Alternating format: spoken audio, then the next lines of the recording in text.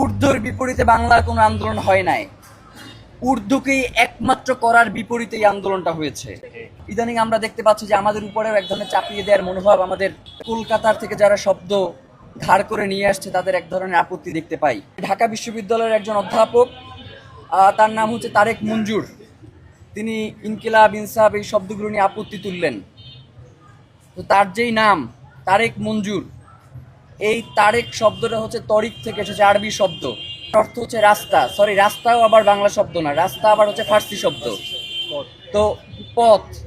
আর মঞ্জুর শব্দের অর্থ হচ্ছে আপনার কবুল করা, দুঃখিত, কবুল আবার আরবি শব্দ, এটা অনুমোদনকারী বলতে পারি আমরা।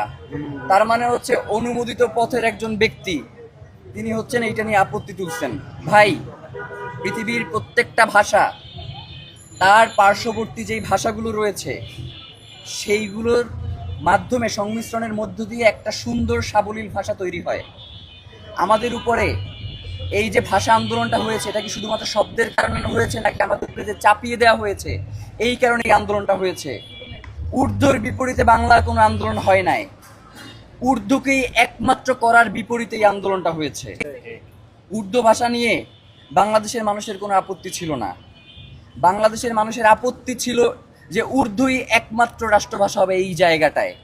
সুতরাং এই যে চাপিয়ে দেওয়ার মনোভাব, ইদানিং আমরা দেখতে পাচ্ছি যে আমাদের উপরেও এক ধরনের চাপিয়ে দেওয়ার মনোভাব, আমাদের কলকাতার থেকে যারা শব্দ ধার করে নিয়ে আসছে তাদের এক ধরনের আপত্তি দেখতে পাই। ভাই, এই যে ভাষার যে আন্দোলন, এই ভাষার আন্দোলন বাংলাদেশে 1952 সালের আগে দক্ষিণ ভারতে 1937 সালে হয়েছে, 1961 সালে মাদ্রাজে হয়েছে, 1965 সালে আসামে হয়েছে।